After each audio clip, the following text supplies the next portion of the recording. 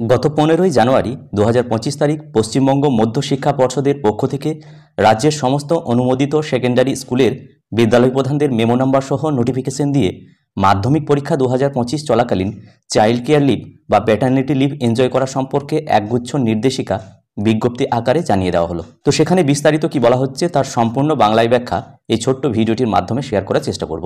1 নম্বর, মাধ্যমিক পরীক্ষা 2025-এর সেন্টার এবং ভেন্যু হিসাবে নির্বাচিত যে সমস্ত স্কুলগুলি রয়েছে সেখানে শিক্ষক এবং অশিক্ষক কর্মচারীদের শুধুমাত্র সেই পরিস্থিতিতে চাইল্ড কেয়ার লিভ বা প্যাটার্নিটি লিভ যেমন প্রযোজ্য সেগুলো মঞ্জুর করা যেতে পারে কেবলমাত্র তাদের সন্তান যে কোনো সংবিধিবদ্ধ বোর্ডের মাধ্যমিক অথবা উচ্চ মাধ্যমিক পরীক্ষার যেন প্রার্থী হয়।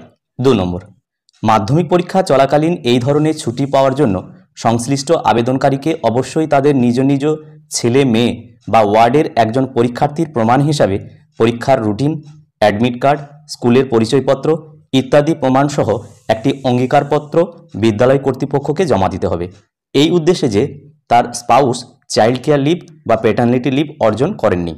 3 নম্বর, উপরে উল্লিখিত নথিপত্র সহ এই ধরনের ছুটির আবেদনপত্র ছুটির প্রস্তাবিত তারিখের অন্তত 3 সপ্তাহ আগে জমা দিতে হবে যাতে করে উল্লিখিত স্কুলটি মাধ্যমিক পরীক্ষা 2025-এর জন্য প্রয়োজনীয় পরিকল্পনা ও দায়িত্ব বরাদ্দের জন্য সময় পেতে পারে। 4 নম্বর, এই ধরনের ছুটির আবেদন মধ্যশিক্ষা পর্ষদকে রেফার না করেও বিদ্যালয় প্রধান পরিচালন কমিটির আগে বা পরে অনুমোদনের মাধ্যমে এই ছুটি গ্র্যান্ট করতে পারেন। একটি স্কুলের এই ধরনের সমস্ত যোগ্য শিক্ষক বা অশিক্ষক কর্মচারীদের উপরে বর্ণিত শর্তগুলি পূরণের সাপেক্ষে এই ধরনের ছুটির অনুমতি দেওয়া হবে।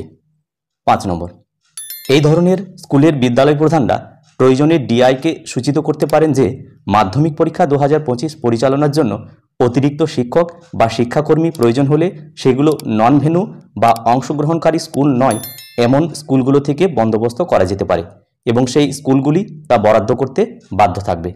6 নম্বর, মাধ্যমিক পরীক্ষা 2025-এর কেন্দ্র এবং ভেন্যু হিসাবে নির্বাচিত স্কুলের শিক্ষক বা অশিক্ষক কর্মচারীদের সন্তান সে যদি মাধ্যমিক 2025-এর পরীক্ষার্থী হয় এবং ওই কর্মী যদি ইচ্ছাকৃত ছুটির সুযোগ না পায় কারণ তার স্পাউস একই উদ্দেশ্যে একই ধরনের ছুটি ভোগ করছেন তাহলে এই ধরনের শিক্ষক বা অশিক্ষক কর্মীদের মাধ্যমিক পরীক্ষা 2025-এর দায়িত্ব পালন করার অনুমতি দেওয়া হবে শুধুমাত্র স্ট্রং রুমে ঢোকা, প্রশ্নপত্র খোলা ও পরিচালনা করা এবং পরীক্ষা হলে নজরদারি করা ছাড়া।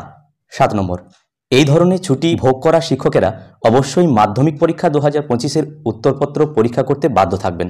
8 নম্বর, 1 নম্বর পয়েন্টে উল্লিখিত ছাড়া মাধ্যমিক 2025 পরীক্ষা চলাকালীন অন্যান্য প্রকৃতির চাইল্ড কেয়ার লিভের আবেদন অবশ্যই ডেপুটি সেক্রেটারি একাডেমিককে সম্বোধন করে মধ্যশিক্ষা পর্ষদে ফরওয়ার্ড করতে হবে এই ধরনের ছুটির কেস টু কেসের মাধ্যমে পূর্ব বিবেচনা এবং সীমাবদ্ধ অনুমোদনের জন্য।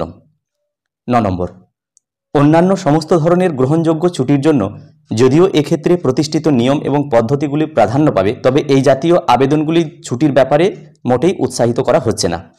এরপরেও পরামর্শ দেওয়া যাচ্ছে যে মাধ্যমিক পরীক্ষা 2025-এর মতো একটি বৃহৎ পাবলিক পরীক্ষা যেটাকে সুষ্ঠু ও দক্ষতার সাথে পরিচালনা করার জন্য সংশ্লিষ্ট সকলকে তাদের সর্বোত্তম ক্ষমতা ও পরিস্থিতিতে পরীক্ষা চলাকালীন যে কোনো ধরনের ছুটি এড়াতে সর্বোচ্চ সতর্কতা অবলম্বন করা উচিত এই ধরনের পরামর্শ দেওয়া হচ্ছে।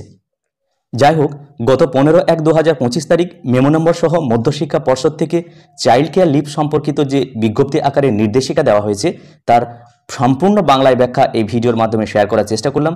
যদি ভিডিওটি ভালো লাগে এবং কাজে লাগে তাহলে অবশ্যই লাইক, শেয়ার এবং কমেন্ট করবেন এবং চ্যানেলে সাবস্ক্রাইব না থাকলে নিত্য নতুন আপডেট পাওয়ার জন্য অবশ্যই চ্যানেলটি সাবস্ক্রাইব করে ভিডিওগুলো দেখবেন।